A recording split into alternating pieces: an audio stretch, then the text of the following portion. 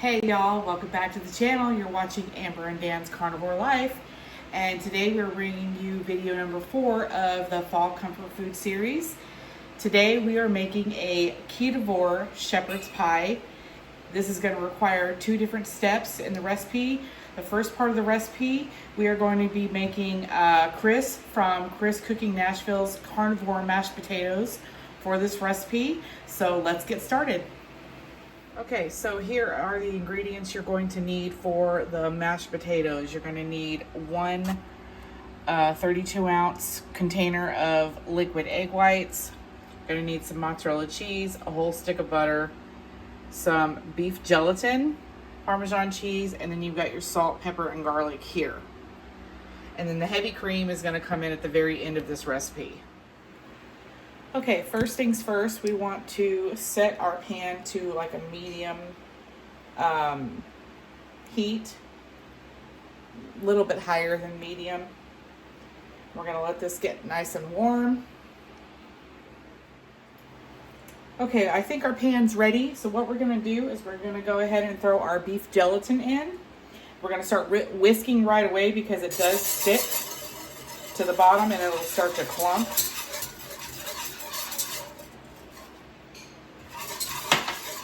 And we want to get this to a nice golden brown.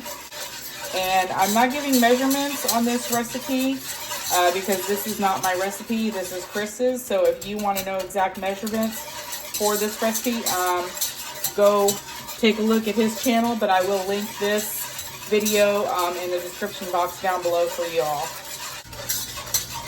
And this is going to be tonight's dinner, and I'm going to take some leftovers with me to work tomorrow for lunch. All right, I think we got it to the color we want, and now we're going to add the butter.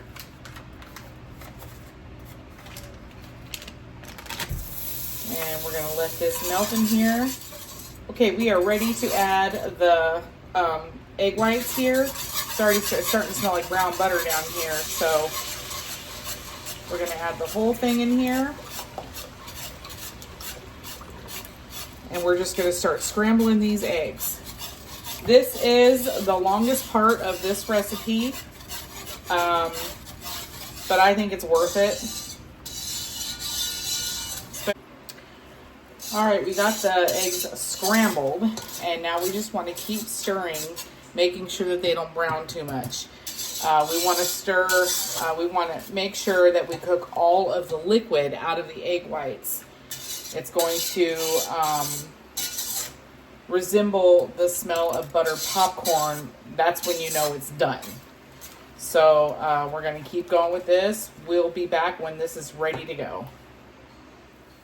Okay, y'all, so this took about I don't know, 20-30 minutes, but it's really no different if you were to make regular mashed potatoes. You got to boil the potatoes and then all that stuff. So anyway, another indication of how you know this is done, it's going to smell like butter popcorn, number 1. And then number 2, when you pick it up and you drop it from the spoon, it's going to slide off like that. It's going to come off in crumbles instead of like one big clump, you know. That's one of the things he showed in the video. So once these are done, we're going to take these off the heat. And now we're going to get our blender. Okay, y'all, so hope I'm not bursting any bubbles here, but this next step, it is crucial you have a blender for it. I tried it in the food processor, it didn't work out so well for me, so blender is the way to go for this recipe. Move you guys down so you can see, is we're going to add the mashed potatoes to the blender. I'm actually going to take this off first so it's not so high to scoop this stuff in here. And you will see some little brown pieces, but that is from because the egg mixture does stick to the bottom of the pan no matter how hard you try. And when you're stirring and scraping, you get little bits of that, not really burnt egg, but you know, the egg. Okay, and now we are going to add our Parmesan cheese. And our mozzarella. I bought one of those fresh ones and it's already sliced in here, so I'm just going to break these pieces up.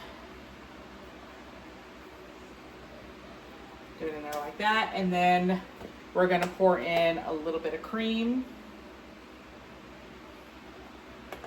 All right, and then we're just gonna set this on top of here, and we're gonna start blending on low.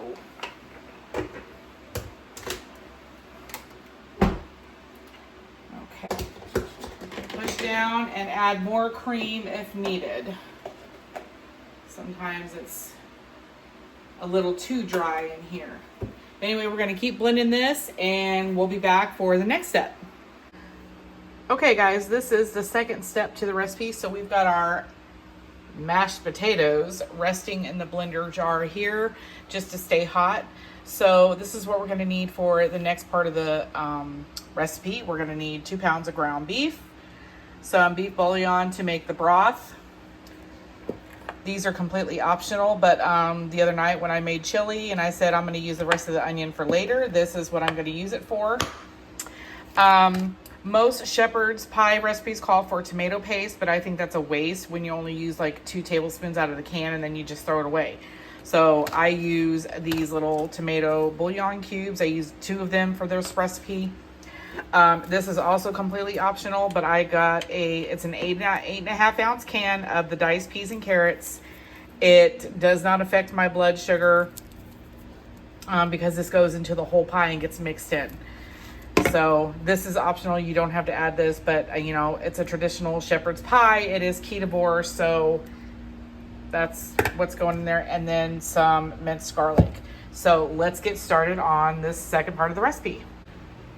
Okay, we washed out our pan that we cooked the eggs in. Now we're going to put this on a medium-high heat and get our hamburger started.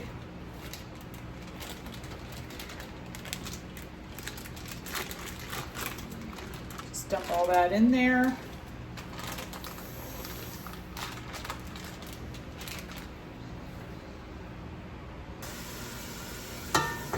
So we got the ground beef browning in the pan here. We're gonna go ahead and add our garlic. This is just a half a tablespoon.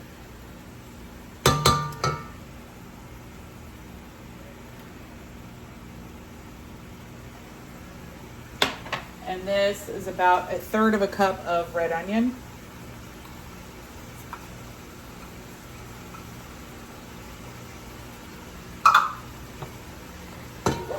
Okay, we want that all to cook together. All right, our hamburger is all the way cooked through. It is nice and brown. This step is going to come later, but I forgot to add that you're going to need some xanthan gum if you are practicing a very low carb diet. Unless you, if you're not, you can always do the flour and cold water method or cornstarch. But for me and my family, we're going to do the xanthan gum because, you know, it's just healthier that way. Anyway, we're going to go ahead and sprinkle in some beef bouillon.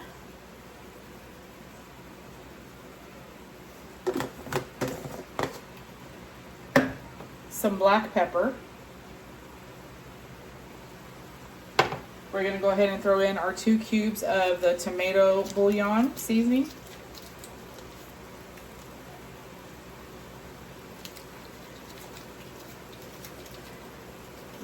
And we're going to give this a good mix.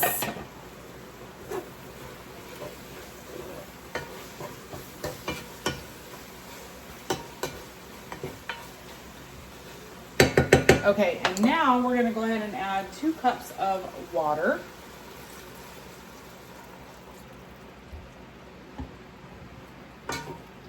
And we're going to let that come to a boil, a medium-high boil, because we want these little tomato cubes to disintegrate.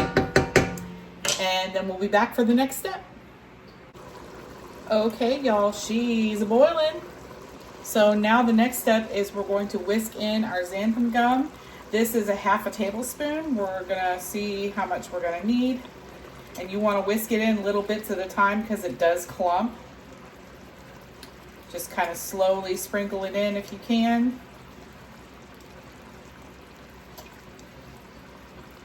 And this is how we're going to thicken our shepherd's pie filling, the gravy, if you will.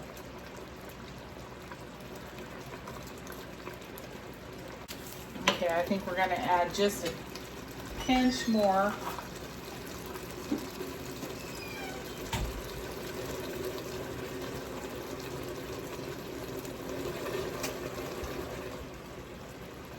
Okay, I think this is ready to go into the pan. We're gonna go ahead and turn this off, let it sit. We preheated our oven to 400 degrees.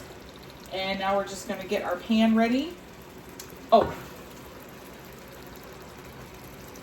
Okay, we're gonna go ahead and stir in our diced peas and carrots. Okay, look at that, nice and thick. So just over a half of a tablespoon of the xanthan gum, got it nice and thick. All right. Okay, y'all, we are gonna go ahead and pour this into our 9x13 pan here.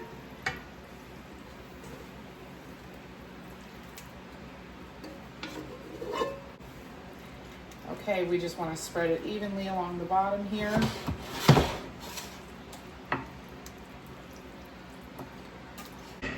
Okay, and now we're going to add our mashed potatoes. Okay. Okay, y'all, so I started scooping out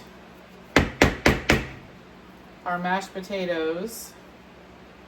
And it's a little, it's a little tricky trying to get it spread all over the top without getting everything all yucky, because you want it to be pretty.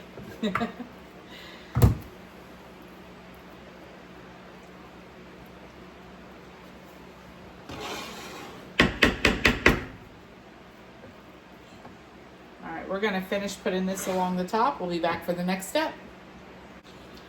Okay, you guys, we have our potatoes on top of our shepherd's pie mixture here. The only gripe I have about this recipe, and it's because you have to use a blender, is scraping the bottom of the dang thing to get the rest of the potatoes out. That's the only pain in the butt part for me. But other than that, if you have a skinny enough spatula, you can get most of it out. So anyway, now we are going to do the next step. We'll be right back. Okay, this part is also completely optional, but we are going to put some cheese on top of the pie here. It's probably about 1 cup of cheese, and that's all we're going to put on there. If you want to put more, that's up to you. But anyway, we're going to throw this in the oven for 20 minutes to get it nice and bubbly, and we'll be back for the taste test.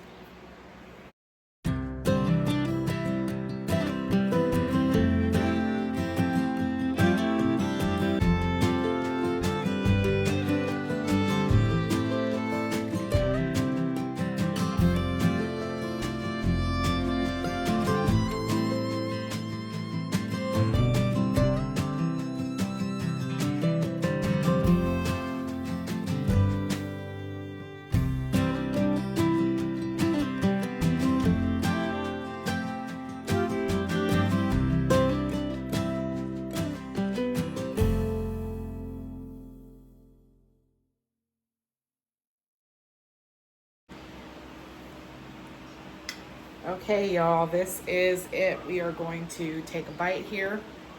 I did make this once before. I did make it in a smaller pan. I think it was my 8x11. And so the mashed potatoes were a little thicker on top because it was a little smaller of a pan. 9x13 was a little harder to spread around, but we made it. But here it is.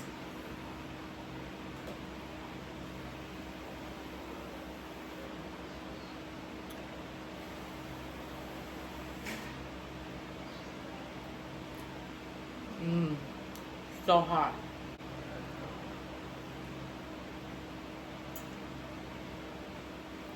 And it tastes just like mashed potatoes. I'm not even kidding. So, I put this recipe in Carb Manager, and in a 9x13 it's 8 servings, and it's only 5 grams of total carbs for this one piece. And it's pretty filling. But this is warm, savory comfort food. I love this stuff. It's probably less carbs if you don't put in the can of peas and carrots. I probably could have even put in half of the can. But it's such a small can, and it's so trivial because it goes in a huge 9x13 pan, you know, with that mixture. So I don't really take it into accountability. But anyway, y'all, I hope you make this recipe. Don't forget to check out Chris Cooking Nashville's channel if you haven't already. His carnivore mashed potatoes are on point. I mean, you can't go wrong with it. And I've also made his drop biscuits, which are really good. I made a chicken and dumplings that turned out pretty awesome. So anyway, you guys, if you make this, let me know how you like it, and I hope you enjoy this video. And this concludes video number 4 of the series. So I will see you guys in the next one. Thank y'all for watching. I love you. Stay blessed. Mwah.